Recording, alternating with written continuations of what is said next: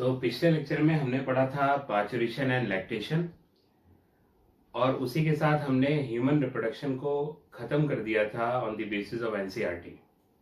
मगर आपको मैंने बताया था कि कुछ और टर्म्स हैं, कुछ और चीज़ें हैं, वो जानना भी ज़रूरी है क्योंकि वो डायरेक्टली या इनडायरेक्टली एग्जामिनेशन में आ सकते हैं।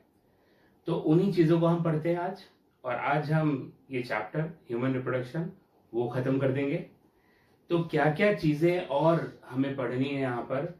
जो चीज़ें पढ़नी है वो है types of eggs, cleavage, gastrulation में जो मॉर्फोजेनेटिक सेल मूवमेंट्स होते हैं अलग अलग, उनके बारे में पढ़ना है। इसके अलावा कुछ टर्म्स हैं जैसे कि induction, competency, fate maps, imaginary disc, इनको पढ़ना है। इन सभी को पढ़कर आज हम इस चैप्टर को एंड कर देंगे। तो let us start with types of eggs. Types of eggs, देखिए एग का जो टाइप है ना, वो अमाउंट एंड डिस्ट्रीब्यूशन ऑफ योग पे डिपेंड करता है कि योग का अमाउंट कितना है और वो कैसे डिस्ट्रीब्यूटेड है। इन्हीं दो चीजों पे एग का टाइप डिपेंड करता है।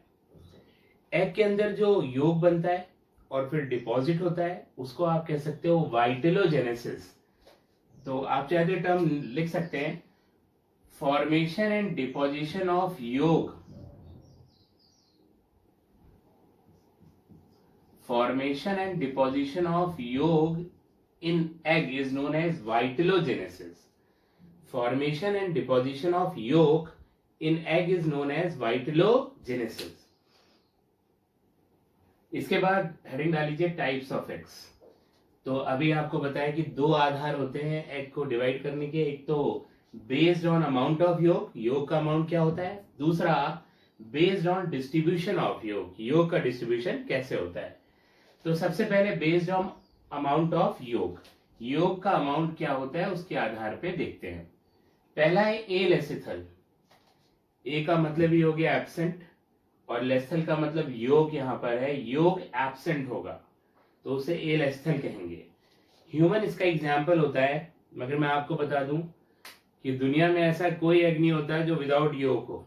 कुछ ना कुछ योग तो होगा ही, भले वो निग्लेजिबल योग ही क्यों ना हो, तभी सही होगा। योग एब्सेंट है ऐसा कहना सही नहीं होता। तो हम कह सकते हैं ए लेस्थल का मतलब क्या हो गया, निग्लेजिबल, निग्लेजिबल योग, निग्लेजिबल योग, योग जो है वो निग्लेजिबल हो तो alecithal. Example human, example human. दूसरा माइक्रोलेसिथल, इसका मतलब small amount of yolk. Microlecithal small amount of yolk. Example starfish, sea urchin, starfish, sea urchin, इनके एग्स में बहुत कम योग होता है। मीजोलेसिथल, इसका मतलब होता है मॉडरेट अमाउंट ऑफ योग, मॉडरेट अमाउंट ऑफ योग। योग का अमाउंट मॉडरेट हो मतलब न बहुत ज्यादा न बहुत कम, तो उसे हम कहते हैं मीजोलेसिथल, मॉडरेट अमाउंट ऑफ योग। इसके बाद मेगालेस्थल। मीजोलेस्थल में एग्जाम्पल लिख लीजिए। मीजोलेस्थल का जो एग्जाम्पल है वो है एम्फीबियंस। मीजोलेस्थल मॉडरेट अमाउंट ऑफ योग, एम्फीबियंस। मेगालेसिथल, नाम ही बता रहा है, मेगा का मतलब लार्ज, तो लार्ज अमाउंट ऑफ योग। मेगालेस्थल लार्ज अमाउंट ऑफ योग। और ऐसा होता है रेप्टाइल्स और बर्ड्स के एग में। Example reptiles and birds, reptiles and birds, reptiles and birds. तो ये हो गया बेस्ड ऑन अमाउंट ऑफ योग, ए लेसिथल, माइक्रोलेस्थल, मीजोलेस्थल, मेगालेस्थल। अब हम बात करते हैं बेस्ड ऑन डिस्ट्रीब्यूशन ऑफ योग, योग एग में किस तरह से डिस्ट्रीब्यूटेड है उसके बारे में। तो उस आधार पे तीन तरह से डिवाइड कर सकते हैं आप, आइसोलेस्थल, टीलोलेस्थल एंड सेंट्रोलेसिथल। सबसे पहले आइसोलेसिथल। देखिए आइसोलेस्थल का मतलब हुआ कि योग जो है ना वो यूनिफॉर्मली डिस्ट्रीब्यूटेड है, यूनिफॉर्मली डिस्ट्रीब्यूटेड। यहां पर यूनिफॉर्म डिस्ट्रीब्यूशन ऑफ योग होता है, योग का यूनिफॉर्म डिस्ट्रीब्यूशन।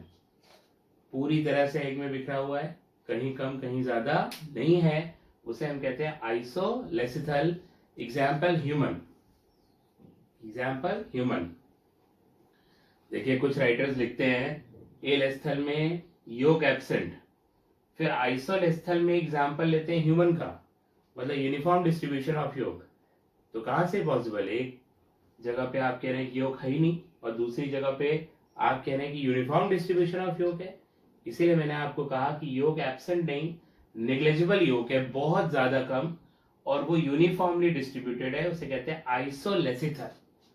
अगर बात करें टीलोलेसिथल की, टीलोलेसिथल में क्या होता है कि yolk is concentrated at one end. Yolk जो है ना वो एक एंड में कंसंट्रेटेड होता है। So this is vegetal pole, vegetal pole में योग पूरा सा भरा हुआ है, ये योग है। और ये वेजिटल पोल, वेजिटल पोल जो है वहां पे कंसंट्रेटेड है, और एनिमल पोल पे योग नहीं है। एनिमल पोल पे न्यूक्लियस होता है, और वेजिटल पोल वही होता है जहां पे योग कंसंट्रेटेड होता है। योग जहां होता है उसे वेजिटल पोल कहते हैं। तो अगर वेजिटल पोल पे योग पूरी तरह से भरा हुआ है और एनिमल पोल जो थोड़ी सी जगह बचती है वो खाली है, तो टीलोलेसिथल एग्जाम्पल होता है। और इस तरह का एग होता है रेप्टाइल्स एंड बर्ड्स में। तो टीलोलेसिथल, yolk is concentrated at vegetal pole. Almost the whole egg is covered by the yolk because there is large amount of yolk, and a small region at the animal pole that is left behind where yolk is not present. Otherwise, yolk is present in the almost in the whole egg, but on the vegetal pole. Vegetal pole, for example, reptiles and birds. Centrolecithal. Centrolecithal की बात करें तो योग is concentrated in the centre. योग जो है ना वो बीचों बीच होगा, यहां भरा हुआ है इस तरह से, ये रहा योग। और ऐसा डियर होता है इंसेक्ट के एग में।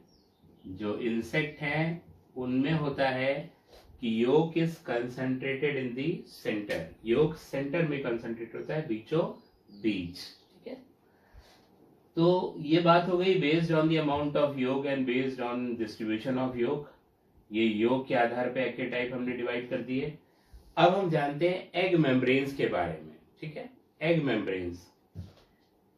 एग मेम्ब्रेन्स वो तीन तरह की होती हैं, primary egg membrane, secondary egg membrane and tertiary egg membrane. पहले प्राइमरी एग मेम्ब्रेन वो लिख लीजिए। प्राइमरी एग मेम्ब्रेन वो होता है जो ओवम खुद अपने ऊपर सीक्रेट करता है, और ह्यूमन में इसका एग्जांपल होता है जोना पेलुसिडा। तो लिखिए primary egg membrane, it is secreted by the ovum itself. It is secreted by the ovum itself. It is secreted by the ovum itself.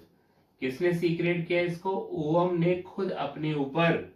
जैसे कि ह्यूमन में एग्जाम्पल होता है जोना पेल्यूसिडा, ये प्राइमरी एग मेम्ब्रेन है और ये ओवम खुद अपने ऊपर सीक्रेट करता है। ठीक है, नेक्स्ट है secondary egg membrane. Secondary egg membrane, secondary egg membrane वो होता है which is secreted by the follicular cells of ovary. इसे कौन सीक्रेट करता है? Follicular cells of ovary.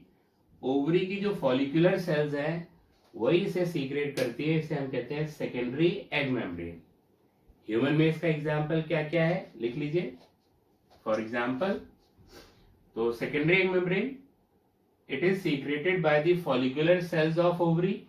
Example, theca layer, theca, granulosa layer and corona radiata in human. Theca layer, granulosa layer and corona radiata in human is the example of secondary egg membrane. Next, tertiary egg membrane. Tertiary egg membrane वो होता है जो female genital tract वो secret करता है on the egg, उसे हम कहते हैं tertiary egg membrane. Tertiary egg membrane is absent in human. Human में टर्शियरी एग मेम्ब्रेन नहीं होता, ये बर्ड्स और रेप्टाइल में होता है। बर्ड्स और रेप्टाइल के ऊपर जो शेल होती है वो एग्जाम्पल है टर्शियरी एग मेम्ब्रेन का। तो जरा लिखिए, tertiary egg membrane, it is secreted by the female genital tract. It is secreted by the female genital tract. Example, albumin and calcareous shell in birds. Albumin and calcareous shell in birds. आपने egg जो है वो कभी खाया होगा या नहीं खाया तो देखा होगा। एग को जब टीयर ऑफ करते हैं तो ऊपर का कैल्केरियस शेल निकालते हैं, तो उसके अंदर एक पतली सी लेयर और होती है, वो एल्बुमिन शेल होता है, और उसके ऊपर कैल्केरियस शेल होता है। कैल्केरियस शेल इसलिए कह रहे हैं क्योंकि उसमें 94% कैल्शियम कार्बोनेट होता है दूसरी चीजों के अलावा, इसीलिए उसको कैल्केरियस शेल हम कहते हैं, और ये टर्शियरी एग मेम्ब्रेन का एग्जाम्पल होता है। तो ये बात हो गई एग की। अब हम बात करते हैं क्लीवेज की। क्लीवेज क्या है? थोड़ा सा आपको हिंट दिया था क्लीवेज के बारे में जब हम पढ़ रहे थे ह्यूमन रिप्रोडक्शन, उसके अंदर एम्ब्रियोनिक डेवलपमेंट पढ़ रहे थे, और आपको मेरिडियोनल क्लीवेज बताया था ह्यूमन में, होलोब्लास्टिक एंड मेरिडियोनल, तो क्लीवेज के बारे में बताया था। आज जरा उसे पढ़ लेते हैं डिटेल में। क्लीवेज क्या है? वो एक तरह का माइटोटिक डिवीजन है विदाउट ग्रोथ फेज। उसमें माइटोटिक डिवीजन होता है पर ग्रोथ फेज नहीं होती। तो cleavage is a type of mitotic division without growth phase. इसके अंदर क्या होता है, G1 और G2 फेजेस एब्सेंट होती हैं, मगर S फेज प्रेजेंट होता है। इसका मतलब सिंथेटिक फेज प्रेजेंट होता है, मगर G1 और G2 फेज एब्सेंट होती है, ग्रोथ नहीं होती। सिंथेटिक फेज है, इसका मतलब न्यूक्लियर मटेरियल वो बढ़ता चला जाता है, ग्रोथ नहीं हो रही, साइज वही रहेगा, न्यूक्लियर मटेरियल बढ़ता जा रहा है, और साइटोप्लाज्म वो भी वही रहेगा, वो इंक्रीज नहीं करेगा, पर न्यूक्लियर मटेरियल तो इंक्रीज कर रहा है। इसका मतलब न्यूक्लियोसाइटोप्लाज्मिक रेशियो इंक्रीजेस। जो न्यूक्लियोसाइटोप्लाज्मिक रेशियो है वो इंक्रीज करता चला जाएगा क्योंकि न्यूक्लियर मटेरियल वो बनता चला जा रहा है। ठीक है, तो जरा इसको लिखिए इस बात को, क्लीवेज, हेडिंग डाल लीजिए क्लीवेज और लिखिए definition. Cleavage is a type of mitotic division without growth phase. Cleavage is a type of mitotic division without growth phase. Cleavage is a type of mitotic division without growth phase. Full stop. G1 and G2 phases are absent. G1 and G2 phases are absent, but S phase is present. G1 and G2 phases are absent, but S phase is present. आपने botany में पढ़ा होगा, S phase का मतलब होता है synthetic phase, ठीक है, वो होता है, इसका मतलब न्यूक्लियर मटेरियल बढ़ता रहता है। तो नेक्स्ट लाइन लिखिए, in cleavage nucleocytoplasmic ratio increases. Nucleocytoplasmic ratio increases. Nucleocytoplasmic ratio increases. तो न्यूक्लियोसाइटोप्लाज्मिक रेशियो बढ़ता है। अब हम बात करते हैं लॉज ऑफ क्लीवेज से पहले टाइप्स ऑफ क्लीवेज में। ठीक है, कैसा क्लीवेज होता है, किस तरह से होता है। दो मेन टाइप हैं इसके। टाइप्स ऑफ क्लीवेज में देखिए, एक है होलोब्लास्टिक। होलोब्लास्टिक का सीधा सा मतलब है कि जो एग है वो कंप्लीटली डिवाइड होगा। एग जो है वो कंप्लीटली डिवाइड होगा इस तरह से, 2 ब्लास्टोमेयर में, बाद में 4 में, और बढ़ता चला जाएगा। मगर कंप्लीट डिवीजन हो एग का तो वो होलोब्लास्टिक होता है। एग्जाम्पल ह्यूमन, उनमें होलोब्लास्टिक क्लीवेज होता है और कंप्लीट एग डिवाइड करता है, यानी कि आधी दूर तक ही क्लीवेज फरो जाता है, ऐसा नहीं होता, उसे हम कहते हैं होलोब्लास्टिक। मगर जब योग बहुत ज्यादा होता है ना डियर नीचे, तो योग क्लीवेज फरो को नीचे जाने नहीं देता, ऐसे में एग कंप्लीटली डिवाइड नहीं हो पाता। जब एग कंप्लीटली डिवाइड नहीं कर पाता तो उसे हम कहते हैं मीरोब्लास्टिक। मीरोब्लास्टिक इसमें क्या होता है कि एग कंप्लीटली डिवाइड नहीं होता पूरा का पूरा। और मीरोब्लास्टिक में दो टाइप है, सुपरफिशियल एंड डिस्कॉइडल। देखिए सुपरफिशियल और डिस्कॉइडल क्या है यहां बना लेते हैं। ये सुपरफिशियल डिस्कॉइडल बनाएंगे हम। क्या होता है, इंसेक्ट के एग में बीचों बीच योग भरा हुआ होता है इस तरह से, और जो रेप्टाइल और बर्ड्स का एग है उसमें इस तरह से यहां भरा हुआ होता है। पूरे वेजिटल पोल पे योग ऐसे फिल्ड है पूरा, ये इस तरह से। तो जहां योग होता है वहां क्लीवेज फरो नहीं जा पाती, बिकॉज योग प्रोवाइड रेजिस्टेंस टू क्लीवेज। वो क्लीवेज को रेजिस्ट करता है, रोकता है। तो अब क्या होता है कि इंसेक्ट के एग में ऊपर ही क्लीवेज हो जाती है इस तरह से, बीच वाले पोर्शन में क्लीवेज नहीं होती, क्योंकि ये क्लीवेज केवल ऊपर हो रही है। इसीलिए इसको हम कहते हैं superficial cleavage, and this occurs in insect. Superficial केवल बाहर, और रेप्टाइल्स और बर्ड में केवल ऊपर यहां डिस्क लाइक रीजन में क्लीवेज हो रही है, इतनी जगह पे, which is the disc like region. ऐसे क्योंकि डिस्क लाइक रीजन में हो रही है इसको हम कहते हैं डिस्कॉइडल। और इसका एग्जांपल रेप्टाइल्स और बर्ड्स, रेप्टाइल्स एंड बर्ड्स। तो होलोब्लास्टिक का मतलब complete egg is divided, whereas in miroblastic complete egg is not divided, cleavage is not complete, and it is of two types, superficial and discoidal. In superficial cleavage, the cleavage furrow is inhibited only to the superior side, तो केवल superior side पे जाकर रुक गई है, बाहरी side पे, और योक जहां है वहां पेनिट्रेट नहीं कर रही, जो कि सेंटर में है।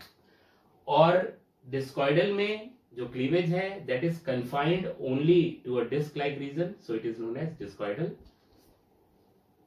सुपरफिशियल का एग्जांपल इंसेक्ट्स और डिस्कॉइडल के एग्जांपल रेप्टाइल्स एंड बर्ड्स। ठीक है, नोट कर लिया होगा आपने। तो देखिए यहां हमें एक बात तो पता लगी कि क्लीवेज कैसे होगी, इसका आधार होता है योग। योग कितना ज्यादा है और कहाँ डिपॉजिटेड है, कितना ज्यादा है और कहाँ डिपॉजिटेड है, उस पर क्लीवेज डिपेंड करती है। इन्हीं कुछ बातों को बताते हैं ये लॉज, कुछ जो हम जानते हैं, इन्हें कहते हैं लॉज ऑफ क्लीवेज। इन्हें पढ़ते हैं। ये चार लोगों ने लॉज दिए हैं कि क्लीवेज कैसे होती है, किस तरह से गवर्न होती है। पहला लॉ सैक्स लॉ, ये मैंने डायग्राम बनाया है। इस लॉ को याद रखने के लिए बताऊंगा, मैं आपको लिखाऊंगा क्या है, और इस डायग्राम से और याद रहेगा। सैक्स जी क्या कहते हैं, वो कहते हैं कि जो क्लीवेज होती है ना, वो एग को हमेशा दो इक्वल ब्लास्टोमेरिया में डिवाइड करना चाहती है, बराबर बराबर ब्लास्टोमेरिया में डिवाइड करना चाहती है। पहला पॉइंट है कि जो क्लीवेज है that tends to divide the egg into equal blastomeres. और दूसरा है कि the second cleavage tries to occur at 90 degree to first cleavage. जो दूसरी क्लीवेज होती है, सक्सेसिव क्लीवेज होती है, वो पहली क्लीवेज के 90 डिग्री पे होती है। पहला अगर ऐसे हुआ तो दूसरा हमेशा इसके 90 डिग्री पे ही होना चाहता है। हो नहीं पाता वो अलग बात है हर केस में, मगर ज्यादातर केस में 90 डिग्री पे ही होता है। ये सैक्स लॉ है, तो जरा लिख लीजिए और इस चीज को बना लीजिएगा। सैक्स लॉ से पहला पॉइंट लिखिए, cleavage tends to divide the egg, cleavage tends to divide the egg into equal blastomeres। और दूसरा पॉइंट है second cleavage tries to be at 90 degree to first cleavage। second cleavage tries to be at 90 degree to first cleavage। ये सैक्स law हो गया। Next है हार्टविग्स law.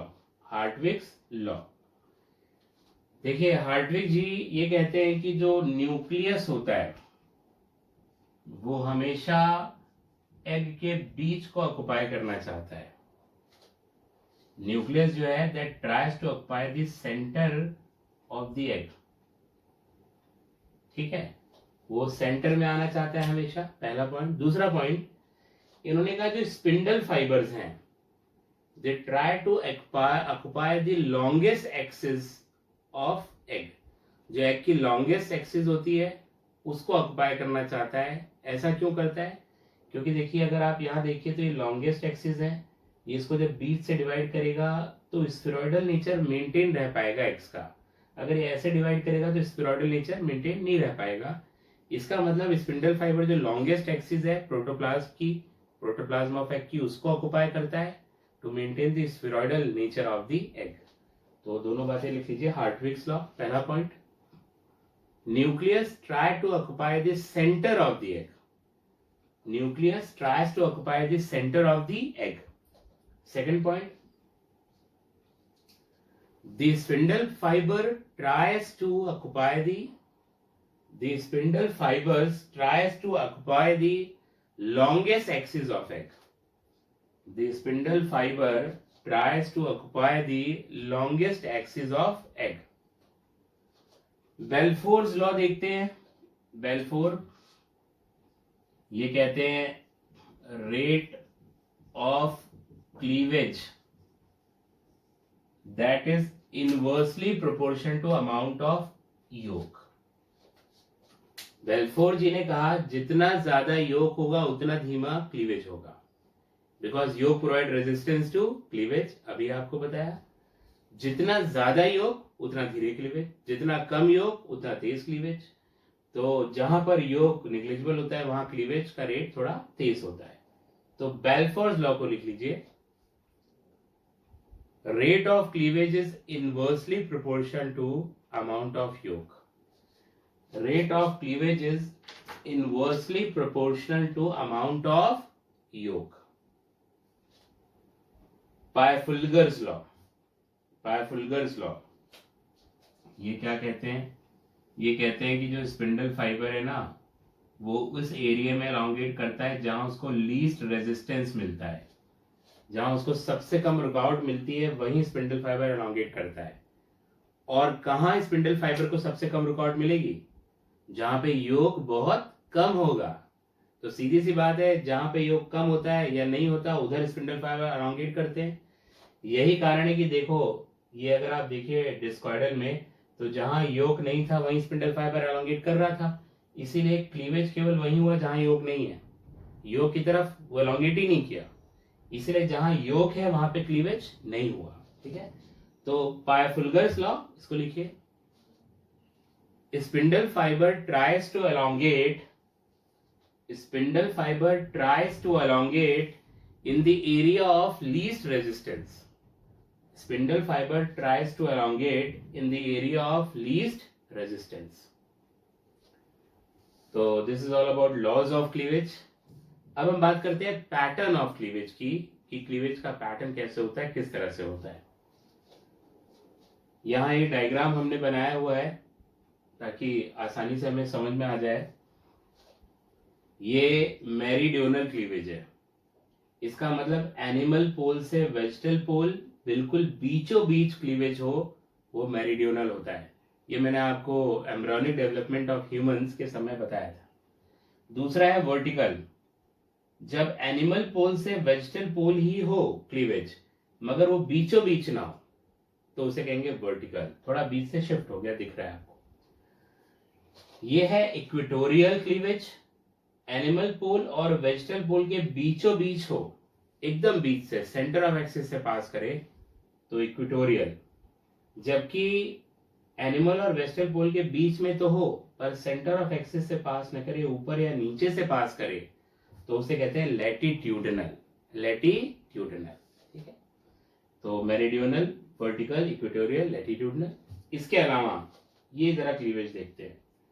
यह है biradial cleavage. Biradial cleavage में अगर आप देखें तो ब्लास्टोमियर्स एकदम इक्वल बनते हैं और इसमें पहले 3 डिवीजन एक दूसरे के 90 डिग्री पे होते हैं, पहला, दूसरा, तीसरा। इसका मतलब एक्स, वाई और जेड एक्सिस आप मान लो जो 90 डिग्री की होती है उस पे यहाँ डिवीजन होता है, उसको हम कहते हैं radial. And all the blastomeres, जितने भी ब्लास्टोमियर्स है वो क्या है, इक्वल हैं। इस तरह की क्लीवेज आपको जो है ना वो निडेरिया में मिलेगी, निडेरियंस में मिल सकती है, निडेरियंस में रेडियल क्लीवेज। एक बायरेडियल क्लीवेज भी होती है, बायरेडियल क्लीवेज, बायरेडियल क्लीवेज। ये जो बायरेडियल क्लीवेज होती है डियर, ये टीनोफोरा में होती है, टीनोफोरा। बिल्कुल ऐसे ही ब्लास्टोमियर्स बनते हैं बायरेडियल क्लीवेज में, मगर जो पहले 3 डिवीजन है वो 90 डिग्री पे नहीं होते एक दूसरे के। यहां पर क्या हुआ, बायरेडियल में all the blastomeres are equal and first 3 cleavage is at 90 degree to each other, but in biradial cleavage the output, the product is same, equal blastomeres are formed, but first 3 cleavage are not at 90 degree to each other। ध्यान लिख लीजिएगा, first 3 cleavage are not at 90 degree to each other, एक दूसरे के 90 degree पे नहीं है पहले क्लीवेज, मगर ब्लास्टोमियर्स इक्वल बनेंगे। ठीक है, दूसरा देखते हैं स्पाइरल क्लीवेज। स्पाइरल में क्या होता है कि इस तरह से सेंट्रियोल है, स्पिंडल फाइबर बने और उन्होंने यहां से डिवाइड किया, डिवाइड करते ही ये जो है सेंट्रियोल ऐसे मूव कर जाते हैं, तो ऐसे डिवीजन होता है, फिर और मूव कर जाते हैं, तो ऐसे होता है बीचों बीच, फिर और मूव कर जाते हैं ऐसे, फिर एकदम ऐसे आ गए ऐसे। तो सेंट्रियोल क्योंकि घूमते रहते हैं तो क्लीवेज जो है ना वो भी ऐसे घूमती रहती है, ऐसे रेडियली, इसीलिए इसको हम कहते हैं स्पाइरल क्लीवेज, क्योंकि स्पाइरली घूमता चला जाता है सेंट्रियोल और क्लीवेज फरो भी इस तरह से घूमती चली जाती है।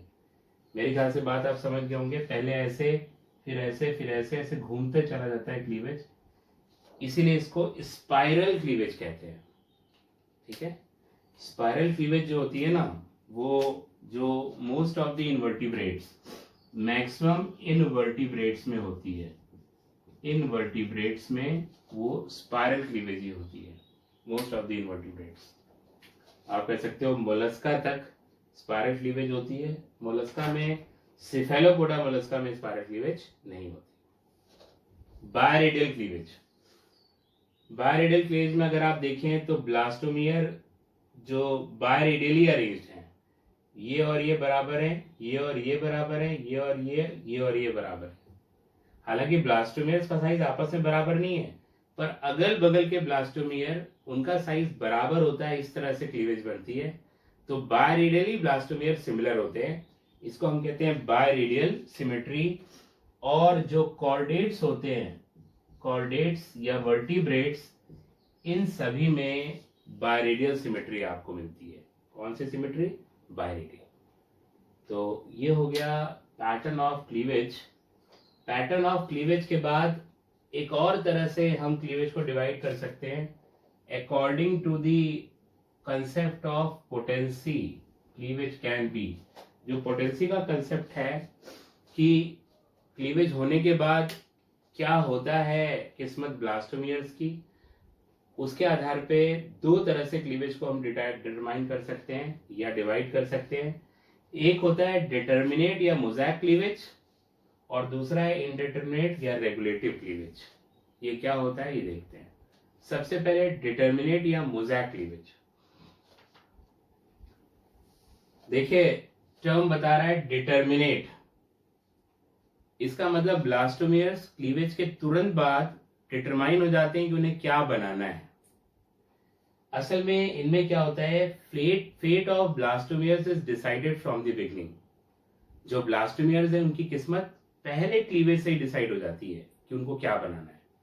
जैसे पहला क्लीवेज ऊपर से नीचे हुआ तो आप मान लीजिए कि ये जो है वो राइट हाफ बनाएगा, लेफ्ट हाफ बनाएगा या राइट हाफ बनाएगा, ये डिसाइड हो गया। फिर एक और क्लीवेज हुआ ऐसे बीच से तो डिसाइड हो गया ऊपर वाला डॉर्सल सरफेस ऑफ बॉडी बनाएगा, नीचे वाला वेंट्रल सरफेस बनाएगा। फिर क्लीवेज हुआ तो हर ब्लास्टोमेयर ने चुन लिया कि उसे क्या बनाना है, उसकी किस्मत डिसाइड हो गई। तो मेरे ख्याल से बात आप समझ रहे होंगे, डिटर्मिनेट या मोज़ैक क्लीवेज में ब्लास्टोमियर्स का जो किस्मत है, फेट है, वो एकदम बिगिनिंग से पता लग जाता है। और पूरा ऑर्गेनिज्म तभी बनता है जब सारे ब्लास्टोमियर इंटैक्ट रहे। ऐसा इनवर्टिब्रेट्स में होता है जैसे कि इंसेक्ट्स। अगर इंसेक्ट में ब्लास्टोमियर बने मान लीजिए 10, अलग अलग उनकी किस्मत है, हर चीज अलग अलग बनाएंगे, उसमें से एक ब्लास्टोमियर आपने निकाल लिया जो कि मान लीजिए उसके हैंड्स को बनाता, उसके लेग को बनाता, या लेग नॉट हैंड्स, लेग, तो जब इंसेक्ट बॉर्न होगा तो विदाउट लेग होगा क्योंकि आपने उसका ब्लास्टोमियर तो निकाल लिया था। मान लीजिए कई सारे ब्लास्टोमियर है, आपने उसमें से एक ब्लास्टोमियर निकाल लिया जो कि आगे चल के आइज बनाता, तो इंसेक्ट बॉर्न तो होगा परंतु उसके पास आइज नहीं होंगी क्योंकि आपने आइज वाला ब्लास्टोमियर निकाल लिया।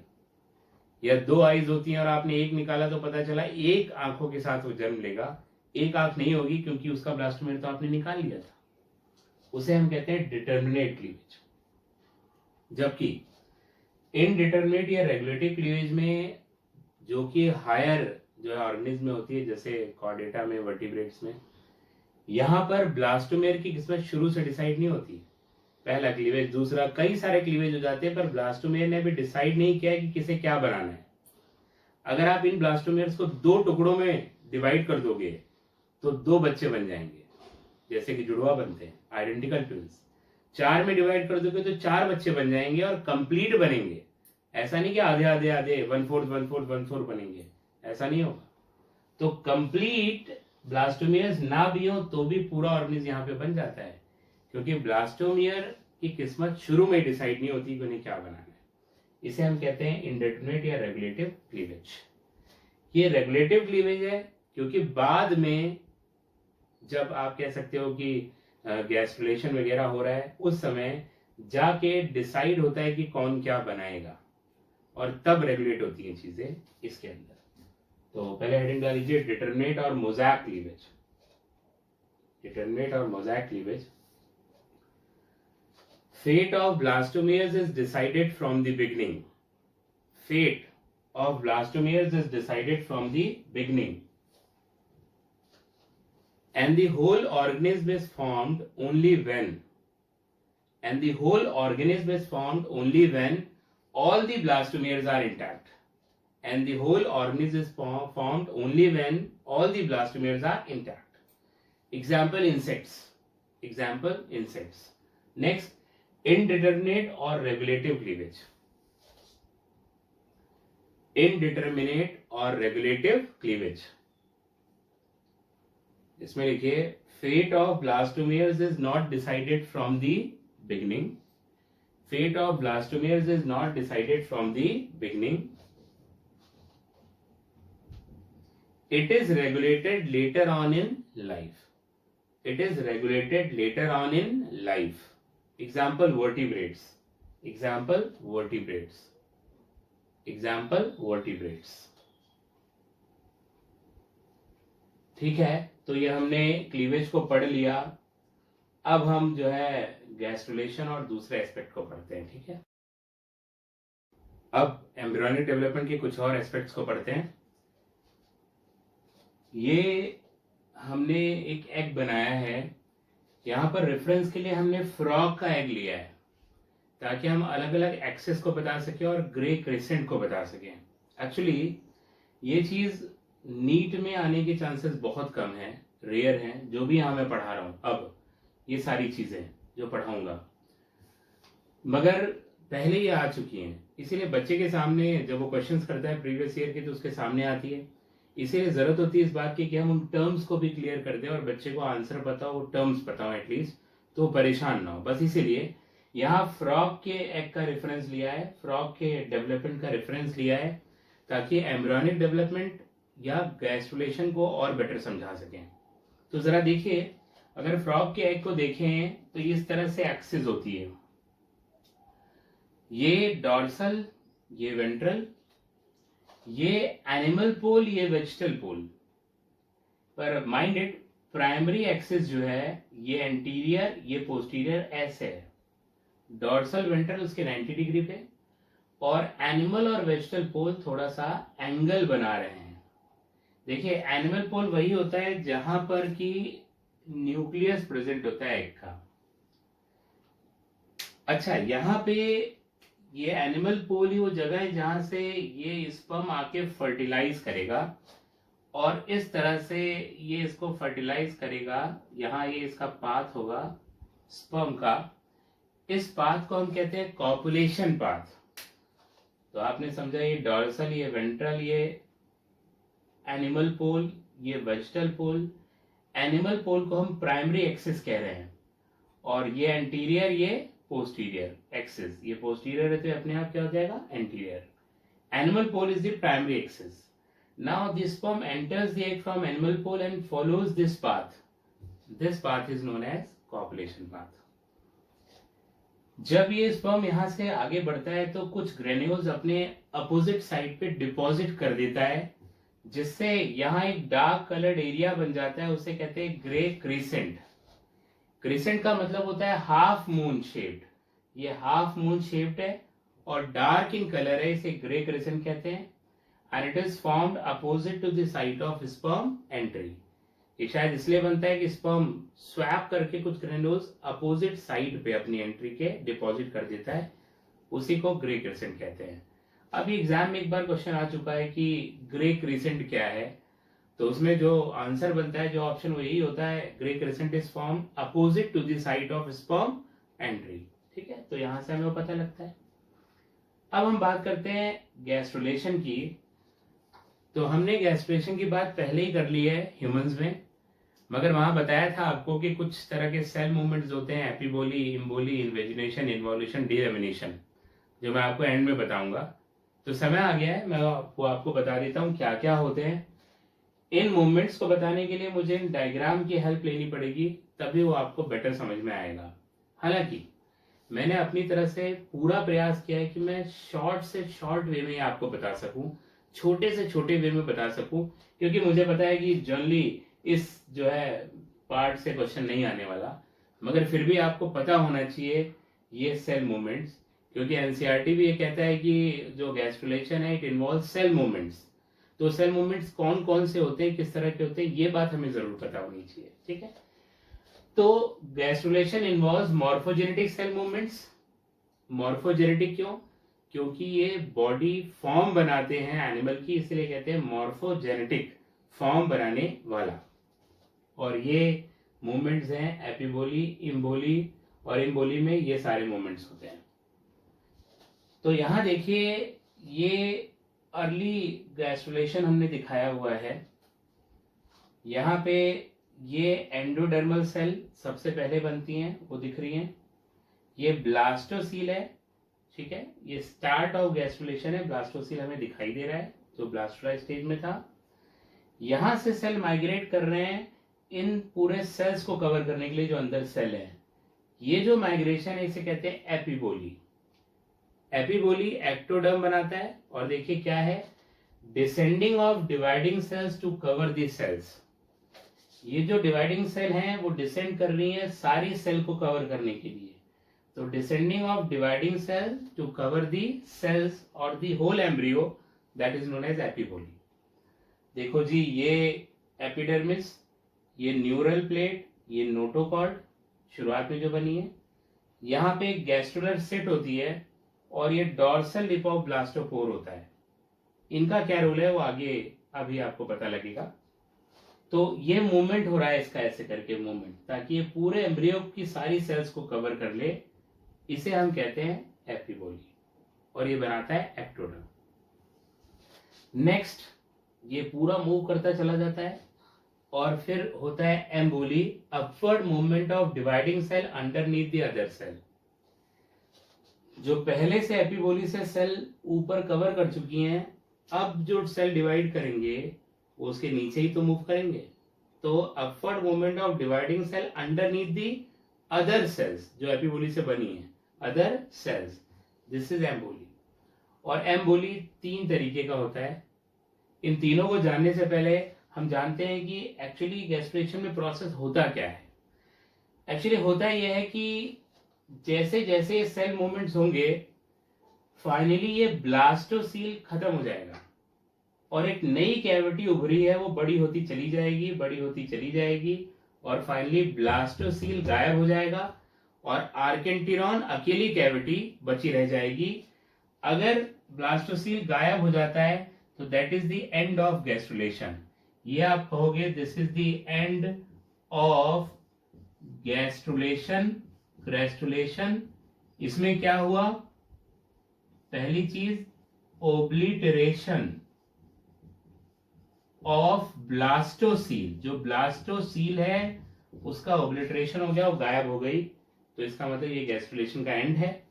और एंड इससे भी मार्क कर सकते हो, and can be mark bye formation of primary germinal layers, जो सारी तीनों जर्मिनल लेयर्स हैं वो बन जाए तो वो गैस्ट्रुलेशन का एंड होता है, या ब्लास्टोसील खत्म हो जाए वो भी गैस्ट्रुलेशन का एंड होता है। ये बात आपको पहले बताई है मैंने। तो होना क्या है इस पूरे प्रोसेस में, ब्लास्टोसील को खत्म होना है और मीनवाइल नई कैविटी को बनना है जो कि आर्किन्टिरॉन है। Archenteron is the future alimentary canal, आगे चल के एलिमेंट्री कैनाल बनाएगी। तो यहाँ होता क्या है, ये प्रोसेस है जो ब्लास्टोसील को पूरी तरह से खत्म करने वाले हैं। Invagination, talking in of blastula wall, ये जो गैस्ट्रुलर सिट है यहां से ब्लास्टुला की वॉल ऐसे अंदर की तरफ धंस जाएगी।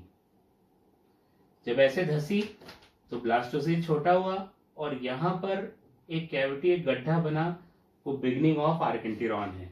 ब्लास्टोसील की वॉल ऐसे धंस गई, ये देखिए धंस के यहां चली गई, ये ब्लास्टोसील और नई कैविटी बनने लगी, दैट इज आर्किन्टिरॉन। ये नई कैविटी का फॉर्मेशन स्टार्ट हो गया यहाँ पे, ठीक है। अब involution, inward migration of blastomeres to go into blastocoel, यहां से ब्लास्टोमियर टूट टूट के ब्लास्टोसील में जाएंगे, टूट टूट के। जब यहां से टूटेंगे ब्लास्टोमियर तो आर्किन्टिरॉन और बड़ी होगी और ब्लास्टोसील में भरती चली जाएगी। ये एक तरह का गड्ढा है जिसपे भरते चले जा रहे हैं हम, तो ये और जो है धीरे धीरे छोटा होता चला जाएगा। ऐसे ही डीलेमिनेशन है, यहां भी सेल्स शीट के फॉर्म में टूटेंगी और ब्लास्टोसील में भर जाएंगी। तो इसका मतलब इन्वेजिनेशन में ब्लास्टोसील की वॉल ही अंदर चली गई, ब्लास्टुला की वॉल ब्लास्टोसील में ही चली गई। इन्वोल्यूशन में ब्लास्टोमियर्स टूट टूट के ब्लास्टोसील में गए और डीलेमिनेशन में भी टूट टूट कर गए, but in the form of sheet. तो तीनों ही केस में ये ब्लास्टोमियर्स ब्लास्टोसील को खत्म करते हैं और फाइनली आर्किन्टिरॉन ही बचती है। और जब आर्किन्टिरॉन बचती है तो उस समय तक तीनों प्राइमरी जर्मिनल लेयर बन चुकी होती हैं और वही एंड होता है किसका, गैस्ट्रुलेशन का। अब ये डायग्राम है, ये डायग्राम कोई एग्जाम में नहीं आने वाला, ये डायग्राम कोई याद रखने की भी जरूरत नहीं है आपको कि आप इसे क्रैम करें हर समय और जो है बार बार भूलें, बार बार क्रैम करें, क्योंकि एग्जामिनेशन पॉइंट ऑफ व्यू से उतना इंपॉर्टेंट ये नहीं है, इसीलिए एंड ऑफ द चैप्टर में हमने लिया है। और ये डेफिनेशन जरूर याद रखें, इन डेफिनेशन से क्वेश्चन आ जाता है, इनको समझ के रखें, शायद इनसे क्वेश्चन आ जाए, but probability is very less probability जरूर है, मगर फिर भी हमारे पास समय है तो हम इस चीज को पढ़ लेते हैं, ठीक है। अब कुछ और टर्म्स पढ़ते हैं और इस लेक्चर को खत्म करते हैं। ये जो आर्किन्टिरॉन है ना डियर, इसकी ओपनिंग होती है ब्लास्टोपोर, पोर मतलब ओपनिंग, ब्लास्टोपोर। एनिमल किंगडम में जो हमने बेसिस ऑफ एनिमल क्लासिफिकेशन पढ़ा था तो उसमें मैंने आपको बताया था, देखिए जो ब्लास्टोपोर होता है वो माउथ बनाता है या एनस बनाता है। ये पहली ओपनिंग होती है ब्लास्टोपोर बॉडी की, आइदर इट फॉर्म्स माउथ और इट फॉर्म्स एनस। और पहली ओपनिंग जो माउथ होती है वो लोअर जो एनिमल्स है उनमें होती है, और हायर एनिमल्स में पहली ओपनिंग एनस होती है। इकाइनोडर्मेटा टू कॉर्डेट्स पहली ओपनिंग एनस होती है, और बॉडी में जो सबसे पहली ओपनिंग बनी है वो ब्लास्टोपोर है। इसका मतलब blastopore forms anus in echinodermata to chordata. ये जो ओपनिंग है ना ये एनस बनाती है, एनस में तब्दील हो जाती है इकाइनोडर्मेटा और कॉर्डेटा में। जबकि उससे पहले इसका मतलब मोलस्का, एनलिडा, ऑर्थोपोडा, इन सभी में ये ब्लास्टोपोर बनाता है माउथ, क्योंकि उनमें पहले माउथ बनता है और उसके बाद जो है उनके अंदर एनस बनता है, तो दूसरी ओपनिंग से बनता है। तो इसी आधार पे एनिमल्स को दो पार्ट में डिवाइड किया था हमने, प्रोटोस्टोम्स, प्रोटो मतलब फर्स्ट, स्टोम्स स्टोमा से बना है मतलब माउथ, जिनमें पहले माउथ बनता है, इसका मतलब लोअर ऑर्गन्स, इकाइनोडर्मेटा से पहले वाले, और उनमें ब्लास्टोपोर क्या बनाएगा, माउथ। और दूसरा था ड्यूटेरोस्टोम्स, लेटर ऑन माउथ। तो लेटर ऑन माउथ किन में बनता है, वो बनता है इकानोडर्मेटा एंड कॉर्डेटा में। तो उनमें ब्लास्टोपोर क्या बनाता था, एनस। तो प्रोटोस्टोम्स में blastopore forms mouth and deuterostome blastopore forms anus. तो प्रोटोस्टोम्स इसमें ब्लास्टोपोर फॉर्म्स माउथ, और जबकि ड्यूटरोस्टोम्स में ब्लास्टोपोर फॉर्म्स एनस। ये आपको 11th के पार्ट में लिखा चुके हैं, यहाँ फिर से आपको याद दिला दे रहे हैं। प्रोटोस्टोम ब्लास्टोपोर माउथ में बदलेगा, ड्यूटरोस्टोम वो उसमें एनस में। ये जो ब्लास्टोपोर होता है इसकी ओपनिंग कवर्ड होती है योग प्लग से, योग प्लग। तो योग प्लग क्या होता है वो भी लिख लीजिए। योग plug, it covers the opening of blastopore, it covers the opening of blastopore, या सीधे ब्लास्टोपोर का मतलब भी ओपनिंग होता है। It covers the opening of blastopore, ठीक है। तो अब मान के चलते हैं कि गैस्ट्रेशन में टर्म्स आपको क्लियर हैं, और अब 2-3 टर्म्स और पढ़ते हैं।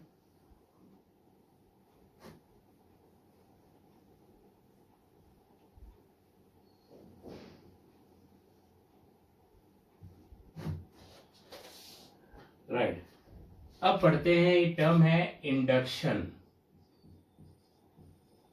इंडक्शन, ये फिजिक्स वाला इंडक्शन नहीं है, बायो वाला इंडक्शन है, मगर मोर और लेस कुछ वैसा ही है, इसीलिए टर्म है इंडक्शन। ये डिस्कवर किया था हैंस स्पीमान एंड हाइल्डे मैनगोल्ड। ये 1924 में इन्होंने फिनोमिना डिस्कवर किया था, और इनको इस बात के लिए नोबेल प्राइज मिला 1935 में, क्योंकि नोबेल प्राइज मिला है इस फिनोमिनन के लिए, इसीलिए इस फिनोमिनन को मैं यहाँ पढ़ा रहा हूँ। इसकी इंपॉर्टेंस को ये नोबेल प्राइज बयां करता है। नोबेल प्राइज दिया तो आप समझ सकते हो कितना इंपॉर्टेंट होगा। एक्चुअली हाइल्डे मैनगोल्ड और हैंस स्पीमान वो ट्राइटूरस इसकी 2 स्पीशीज पे काम कर रहे थे, और उन्होंने ये डॉर्सल लिप ऑफ ब्लास्टोपोर को अलग अलग जगह उनकी बॉडी में जो है इम्प्लांट किया, अलग अलग जगह पे रखा ड्यूरिंग द एम्ब्रियोनिक डेवलपमेंट, और उसके रिजल्ट्स अलग अलग आए, शॉकिंग आए, और उसी से इसकी डिस्कवरी हुई, इंडक्शन की। Actually dorsal lip of blastopore को हम कहते हैं प्राइमरी ऑर्गेनाइजर। अभी क्लीवेज में हमने बात की थी कि जो रेगुलेटिव क्लीवेज होती है that is regulated later on in life. इसका मतलब ह्यूमंस में शुरू में ब्लास्टोमेयर्स की किस्मत डिसाइड नहीं होती कि उन्हें क्या बनाना है, बाद में जाके उन्हें कोई रेगुलेट करता है कि तुम ये बनाओ, तुम ये बनाओ, तुम ये बनाओ। कोई उन्हें ऑर्गेनाइज करता है कि तुम ये बनाओ, तुम ये बनाओ। अगर कोई ऑर्गेनाइज ना करे तो कोई जो भी एम्ब्रियोनिक टिश्यू है वो कुछ बना ही नहीं पाएगा, डिसअरेंज हो जाएगा। तो जो ऑर्गेनाइज करता है उन सबको वो यही होता है डॉर्सल लिप ऑफ ब्लास्टोपोर। इन्होंने ट्राइटोरस की स्पीशीज में देखा कि डॉर्सल लिप ऑफ ब्लास्टोपोर जब इधर है तो यहाँ डॉर्सल, यहाँ वेंट्रल साइड बन रही है, मगर जब इन्होंने इस ब्लास्टोपोर के लिप को इधर जो है इम्प्लांट कर दिया, इधर डॉर्सल इधर वेंट्रल बनने लगी। मतलब जिस तरफ ब्लास्टोपोर था उस तरफ वेंट्रल बन रहा था। पहले यहाँ था तो यहाँ वेंट्रल, अब इधर कर दिया तो यहाँ वेंट्रल बनने लगा। तो इस तरह से इनको समझ में आया कि हो न हो ये ब्लास्टोपोर जो है डॉर्सल लिप ऑफ ब्लास्टोपोर वो कोई ना कोई केमिकल सिग्नल भेज रहा है। वो केमिकल सिग्नल जो है अलग अलग एम्ब्रियोनिक टिश्यू को संदेश देता है कि भैया आप आंख बना लो, आप कान बना लो, आप नाक बना लो, या अलग अलग पार्ट आप बना लो। ये जो केमिकल सिग्नल भेजता है उसे कहते हैं मॉर्फोजेन। मॉर्फोलॉजी जनरेट करने वाला, मॉर्फ बनाने वाला, फॉर्म बनाने वाला, इसीलिए इसको मॉर्फोजेन कह रहे हैं। ठीक है, तो क्या मतलब हुआ है इंडक्शन का? इसका मतलब ये हुआ कि एक एम्ब्रियोनिक टिश्यू, क्योंकि डॉर्सल लीफ ऑफ ब्लास्टोपोर भी एम्ब्रियोनिक टिश्यू ही है, वो केमिकल सिग्नल मॉर्फोजेन भेजेगा दूसरे एम्ब्रियोनिक टिश्यूज को, ताकि वो स्ट्रक्चर्स बनाए अलग अलग। अगर ये सिग्नल नहीं भेजेगा तो ये कोई भी स्ट्रक्चर नहीं बना पाएंगे, इसका होना जरूरी है। अगर डॉर्सल लीफ ऑफ ब्लास्टोपोर को हटा दीजिए तो ये जितने भी सेल्स हैं कुछ नहीं बना पाएंगे, कोई ऑर्गन नहीं बना पाएंगे। तो जरा आप इसको लिखिए, उसके बाद फिर हम जो है और डिस्कस करते हैं। तो लिखिए, the phenomenon in which one embryonic tissue, the phenomenon in which one embryonic tissue transmit chemical signals, these are known as morphogen. The phenomenon in which one embryonic tissue transmit chemical signals to other embryonic tissue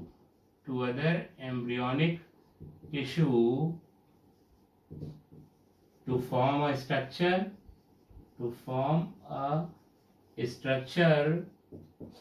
which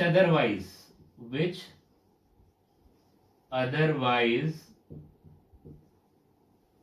would not have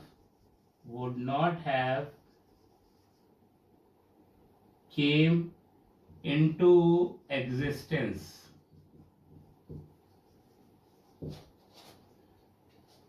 इसका मतलब अगर ये signal नहीं भेजता तो दूसरे embryonic tissue वो structure बना ही नहीं पाते जो इसके सिग्नल के मिलने के बाद वो बना पाए।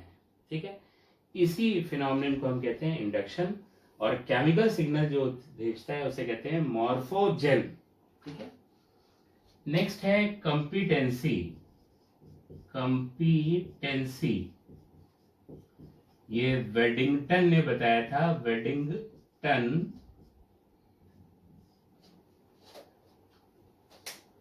क्या हो अगर ये सिग्नल भेजे और दूसरे एम्ब्रियोनिक टिश्यू कहे कि हम तो नहीं बनाएंगे, ये कहे कि भैया तुम आग बना लो, कहे हम तो नहीं बनाने वाले, हम नहीं बना रहे।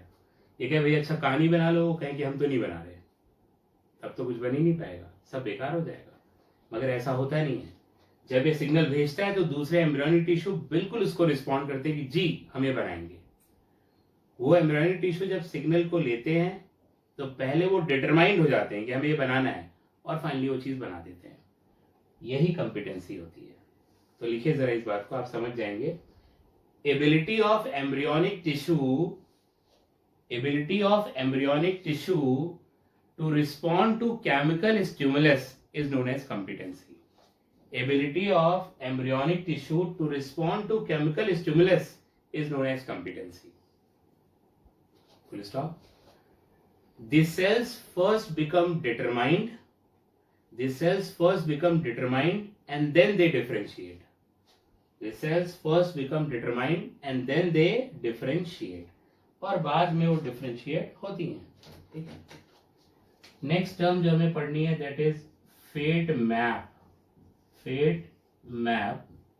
ये वेदर वोग्ट ने दिया था। हिंदी में देखें तो फेट का मतलब किस्मत, मैप का मतलब मानचित्र। किस्मत का मानचित्र क्या होता है? क्या लगता है आपको क्या होता है? ये जन्म कुंडली नहीं होती जो पंडित बनाते हैं जन्म के बाद, वो नहीं है। फेट मैप का क्या मतलब हुआ? किस्मत के मैप का मतलब जब ब्लास्टुला स्टेज होती है तभी हम डाइस का यूज करते हैं, वाइटल डाइस का। और वो डाइस जब यूज करते हैं तो ब्लास्टुला की अलग अलग सेल्स अलग अलग कलर ले लेती है, और उन कलर से हमें पता लग जाता है कि कौन सी सेल आगे चल के कौन सी जर्मिनल लेयर बनाने वाली है। इसका मतलब गैस्ट्रुलेशन में क्या होने वाला है, कौन सी सेल किधर मूव करके जाएगी, वो हम ब्लास्टुला में ही पता लगा लेते हैं using vital dyes. This is known as fate map. Actually मान लीजिए आपने अलग अलग कलर की डाई का यूज किया और रेड कलर ले लिया उन सेल्स ने जो आगे चल के एक्टोडर्म बनाएंगी, तो आपको पहले ही पता लग जाएगा कि एक्टोडर्म कौन कौन से सेल बनाने वाली है, क्योंकि वो ब्लास्टुला स्टेज में एक तरह से डिसाइड हो जाता है कि कौन सी सेल क्या बनाएंगी। आगे जाके वो सेल एक्टोडर्म, मेसोडर्म, एंडोडर्म बनाती हैं। तो मेरे ख्याल से बात को आप समझ गए होंगे कि ब्लास्टुला स्टेज में वाइटल डाइस का यूज करके अगर हम पता लगा लें कि कौन सी सेल कौन सी लेयर बनाएगी, तो उसी को हम कहते हैं फेट मैप। वो सेल लेयर्स गैस्ट्रुला स्टेज में बनती हैं, पर हमको पता कहाँ लग जाता है, ब्लास्टुला में। उसी को फेट मैप कहते हैं। तो जरा लिखिए fate map.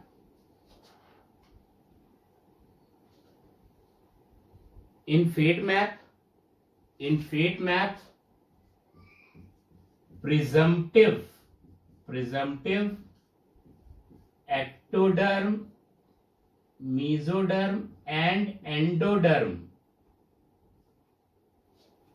In fate map, presumptive ectoderm, mesoderm and endoderm forming cells, ectoderm, mesoderm, endoderm forming cells can be known by using vital dyes. Presumptive का मतलब प्री एजम्पटिव, पहले से एजम्पशन कर लिया कि कौन क्या बनाएगा, वो पहले से पता लग जाए, उसे फेट मैप कहते हैं। एक और टर्म यहां बचती है, उसे हम कहते हैं imaginal disc. Imagine what is imaginal disc?